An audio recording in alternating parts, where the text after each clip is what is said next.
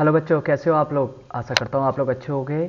बच्चों, last section में मैंने क्लास 6 की एनसीईआरटी को आपको कवर किया था। बच्चों, ये सीरीज़ आपकी क्लास 7 की एनसीईआरटी को मैं स्टार्ट कर रहा हूँ। बच्चों, मैं जानता हूँ आप लोग मुझसे नाराज़ हैं क्योंकि मैंने इतने दिन से क्लास नहीं ली।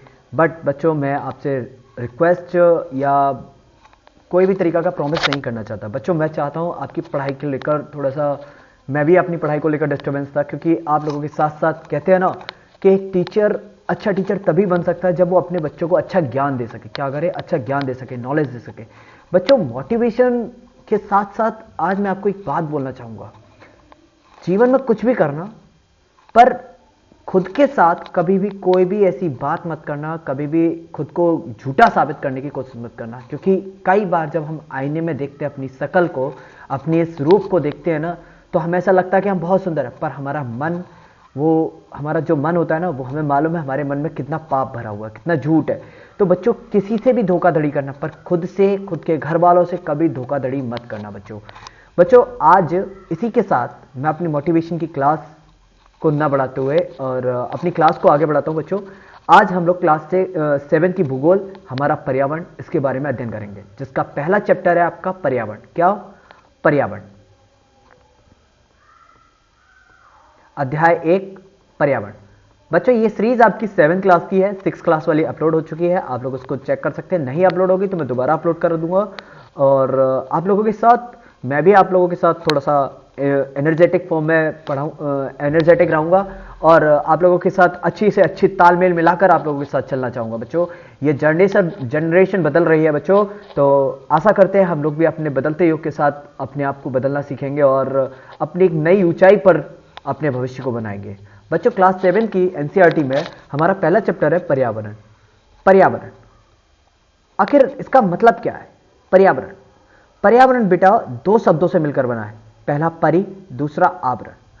बच्चों, परि का मतलब होता है चारों ओर, मतलब एक ऐसी चीज जो हमें चारों ओर से क्या है, घेरे हुई है। एक ऐसा आवरण जो हमें क्या है, घेरे हुए।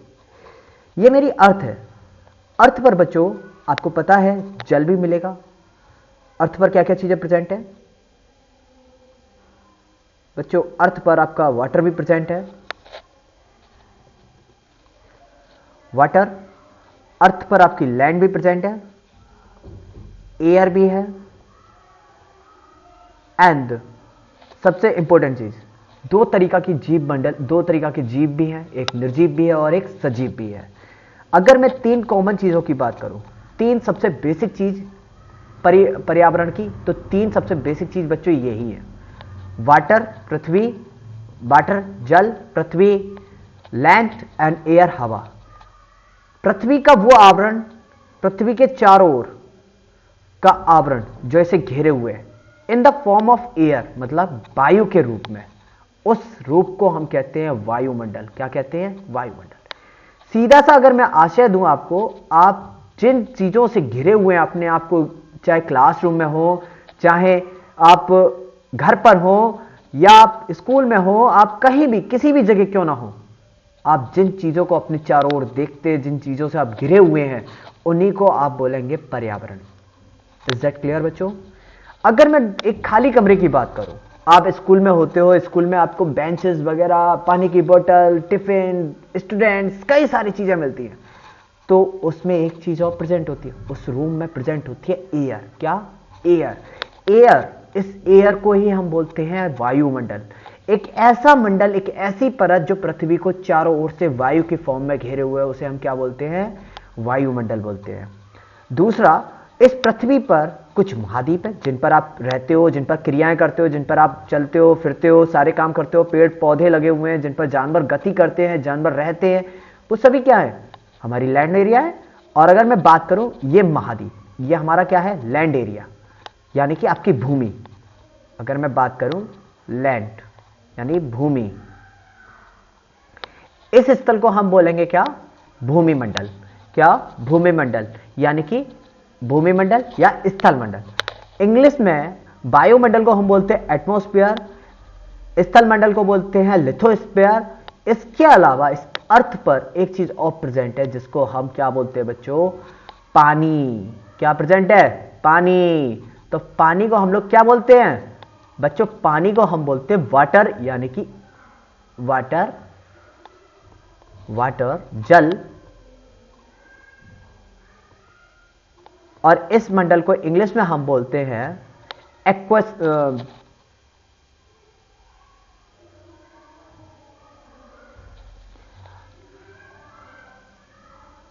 in the form of water is that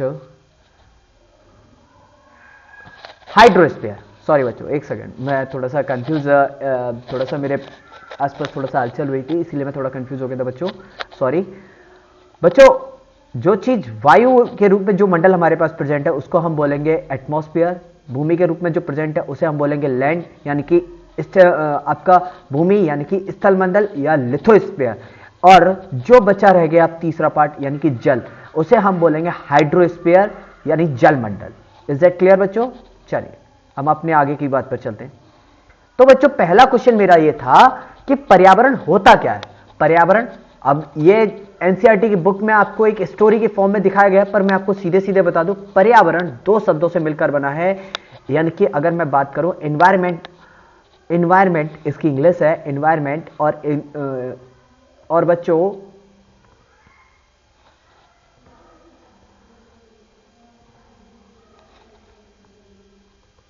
environment. Is it clear बच्चों?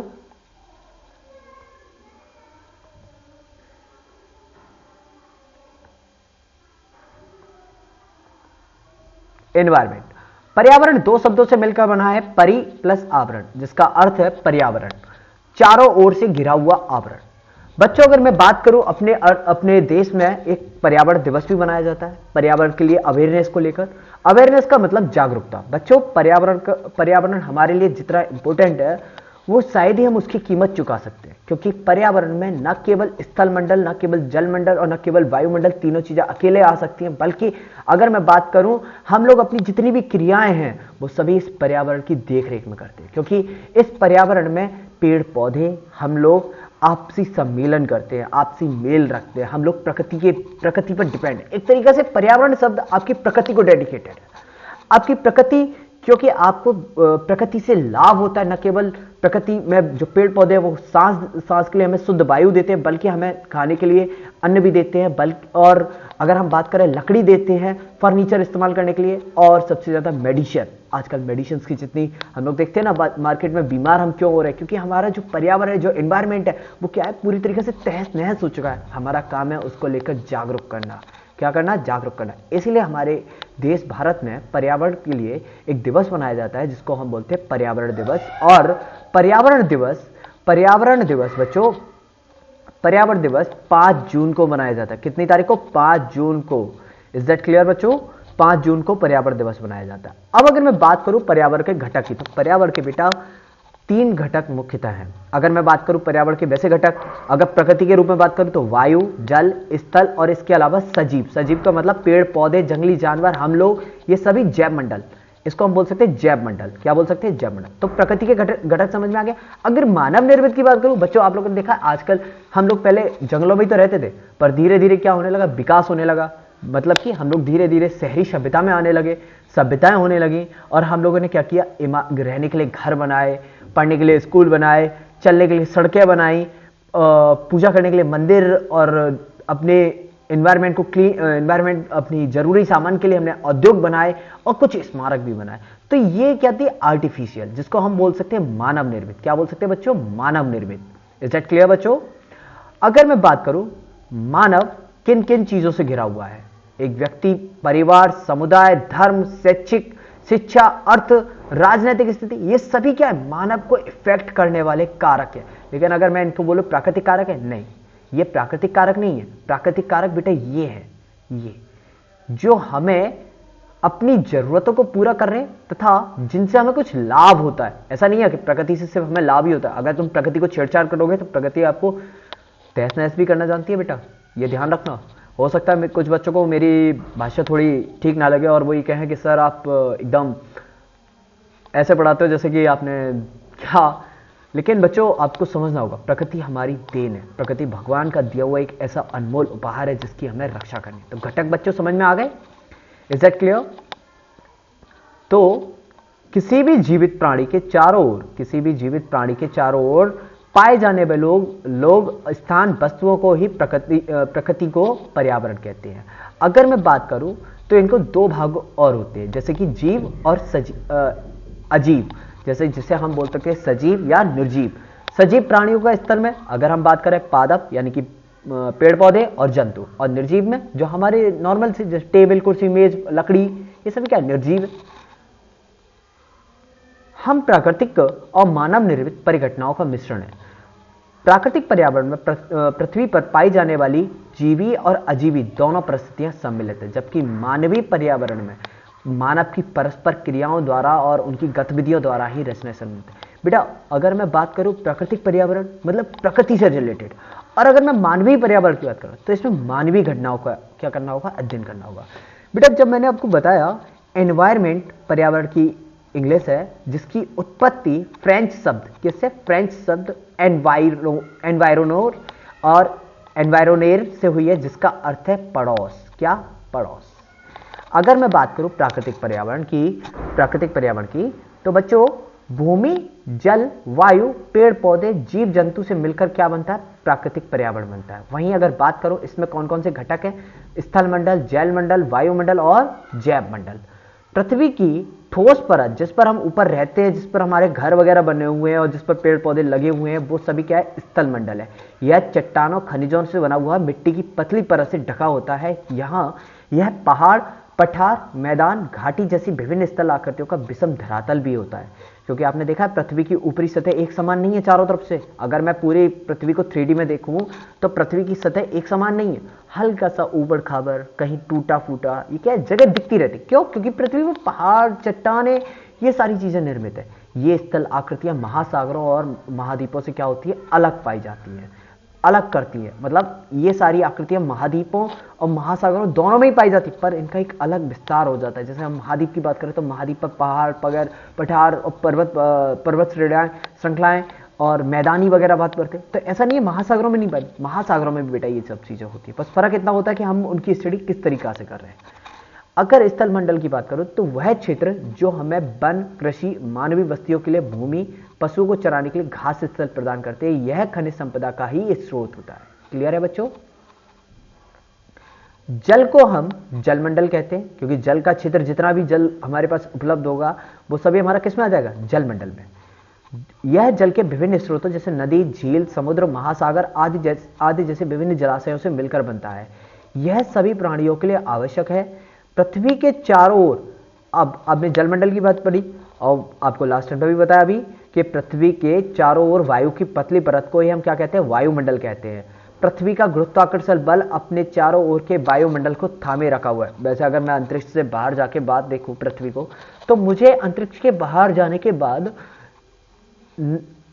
चारों तरफ अंधेरा ही अंधेरा नजर आएगा। क्यों, क्योंकि पृथ्वी के बाहर वायुमंडल प्रेजेंट ही नहीं, और ये वायुमंडल पृथ्वी पर प्रेजेंट है, इसीलिए सूर्य से आने वाली किरणों को अवशोषित करने के बाद ये अपने रंग दिखाता है, जैसे कि आसमानी नारंगी कलर। नारंगी आप देखना जब सुबह सुबह उठोगे तो हल्का सा रेडिश येलो, मतलब मिक्सअप कलर आएगा, और इतना कितना सुहावना प्राकृतिक दृश्य होता है बच्चों, इतना अच्छा लगता है सुबह सुबह कि क्या कहने। अब कुछ बच्चे तो रात में 12-1 बजे सोते हैं। अब जो तैयारी कर रहे हैं बच्चे वो तो एक बजे सोना लाजमी है, पर जो बच्चे अभी 10th क्लास में है, तो बच्चों 9th 10th वाले बच्चे स्पेशली मेरी बात ध्यान से सुने, रात को लेट नाइट नहीं पढ़ना है, मॉर्निंग सुबह उठ के पढ़िए, एकदम बेस्ट रहेगा आप लोगों के लिए। पृथ्वी का गुरुत्वाकर्षण बल अपने चारों ओर के वायुमंडल को थामे रखता है। यह सूर्य से झुलसाने वाली गर्मी और हानिकारक किरणों से रक्षा करता है, क्योंकि वायुमंडल में प्रेजेंट होती है ओजोन गैस। कौन सी गैस, ओजोन गैस, जो हमारी रक्षा करती है। इसमें कई प्रकार के गैस, धूलकण, जलवाष्प उपस्थित रहती है, और वायुमंडल में परिवर्तन मौसम और जलवायु में परिवर्तन होता है। ठीक है। अब एक शब्द आता है परितंत्र। क्या बच्चों, परितंत्र।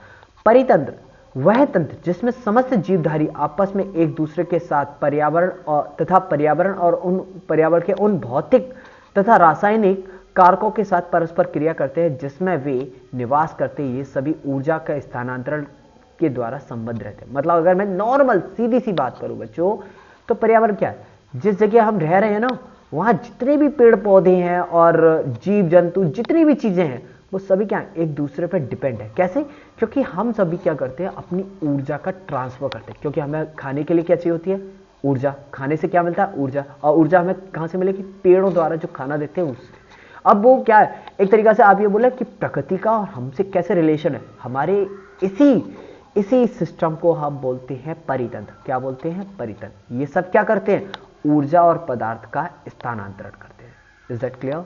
अगर मैं बात करूं जैव मंडल की, तो पादप और जीव जंतु मिलकर क्या बनाते हैं, जैव मंडल बनाते हैं या सजीव संसार का निर्माण करते हैं। पृथ्वी का वह संकीर्ण भाग, मतलब पृथ्वी का वह छोटा भाग जहां पर स्थल जल वायु जीवन क्या हो, मिलकर जीवन को संभव बनाते हैं। जैसे आपकी पृथ्वी जिस पर आप रहते हैं, यानी स्थल मंडल का वह भाग जिस पर आप रहते हैं, जहां पर आपको ये सारी चीजें उपलब्ध आसानी से हो जाती है, वो हमारे लिए क्या बन जाता है, परितंत्र बन जाता है। क्लियर है बच्चों? जैसा कि आप ये चित्र देख रहे हैं, एक तालाब का परितंत्र कैसा होगा, झरने से पानी आया और यहाँ पे देखिए पानी इकट्ठा हुआ, फूल पक्षी पशु वगैरह, ये घास वगैरह क्या है, ये सभी परितंत्र का उदाहरण है। क्लियर है? अच्छा, परितंत्र कभी कभी अलग अलग भी हो सकते हैं। जैसे कि जरूरी नहीं है हर जगह परितंत्र एक ही हो। जैसे आप लोग अभी रजाई के अंदर बैठे हो तो क्या आपके लिए परितंत्र रजाई हो गए ना, क्योंकि आप जिस एरिया में रहते हो वहां की स्थिति निर्भर करती है कि परितंत्र को कैसा आवरण मिलेगा। जैसे कि अगर आप मान लो मेघालय में, आपको मैं बोल दूं मौनिश्रामिक जगह है, वहां रहने लगो, वहां दिन भर बारिश होती है, मतलब कि वहां दिन में हाफ टाइम के लिए बारिश होती है डेली से। तो वो सबसे ज्यादा वेटेस्ट प्लेस है हमारे इंडिया का। तो इंडिया का वेटेस्ट प्लेस अगर मेघालय में ये मानेसराम है, तो क्या आप ऐसी जगह पर रह पाएंगे? नहीं रह पाएंगे, क्योंकि बारिश की वजह से जहां यहाँ जो वनस्पति होगी वो केवल बारिश के अनुकूल होगी।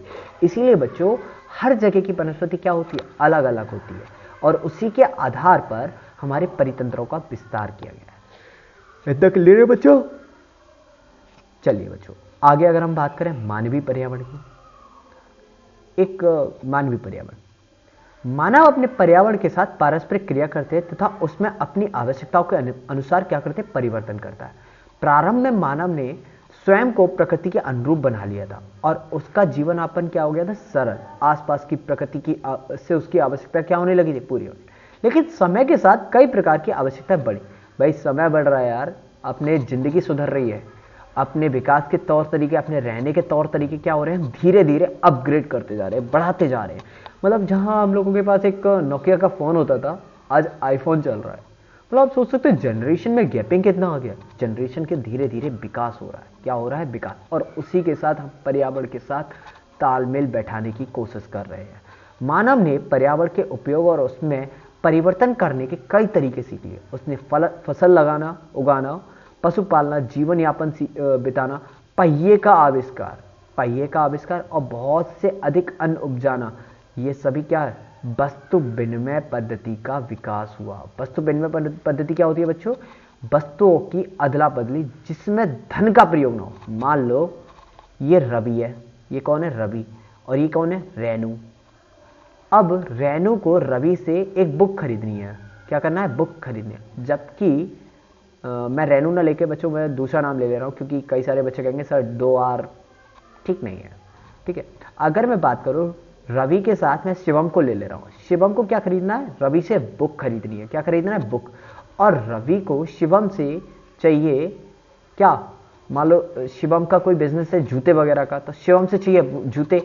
तो रवि ने क्या किया, शिवम को बुक दे दी और शिवम से क्या ले लिए, जूते ले लिए। इसी घटना को जब हम दो वस्तुओं का आपस में आदान प्रदान कर लें, अदला बदली कर लें, जिसमें धन का प्रयोग हो ही ना, तो उसे क्या कहेंगे, ऐसी पद्धति को वस्तु विनिमय पद्धति।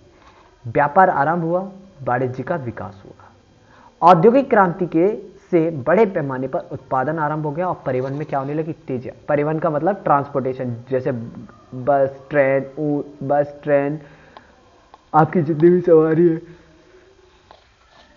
भी सवारी है बच्चों, वो सभी क्या है, हमारे लिए परिवहन का काम करती है। इसका प्रारंभ हुआ। और सबसे बड़ी बात, आईटी सेक्टर। अगर मैं बात करूं, आप लोग बिना मोबाइल के रह लेते हो? कई सारे बच्चे जो हाई स्कूल और 9th 10th में हैं, वो तो मोबाइल छोड़ ही नहीं सकते। खाना खाना भी है तो भी मोबाइल लेंगे। तो मोबाइल भी क्या है, एक सूचना का माध्यम हो जाता है। तो सूचना क्रांति में पूरे विश्व का संचार और सहज दुर्गम हो गया था, द्रुत हो गया था, मतलब तेजी। हम लोग धीरे धीरे और एडवांस होने लगे। क्या होने लगे, एडवांस होने लगे। इतना क्लियर है बच्चों। वहीं अगर मैं मानवीय पर्यावरण की बात करूं, मानवीय पर्यावरण में प्रकृति के साथ क्या करना होता है, संतुलन बिठाना होता है, और हमें सिखाना होता है मानव को कि पर्यावरण को कैसे हम उपयोग कर सकते हैं और उसके साथ एक तालमेल बैठा सकते हैं। इतना क्लियर है बच्चों। बच्चों आपका ये चैप्टर फिनिश हो चुका है। कोई भी डाउट हो तो प्लीज़ मुझे कमेंट बॉक्स में कमेंट करें। ठीक है बच्चों, all the best for your study and I am sure कि अब आपकी डेली क्लास हो और कोई क्लास मिस ना हो। ठीक है बच्चों, तो मैं आपको 7th की NCERT की ज्योग्राफी में कंप्लीट करूंगा इस चैनल पर। आप लोग मेरे चैनल से जुड़े रहें एंड अगर वीडियो पसंद आए तो लाइक एंड सब्सक्राइब जरूर करें। ओके बच्चों, टाटा।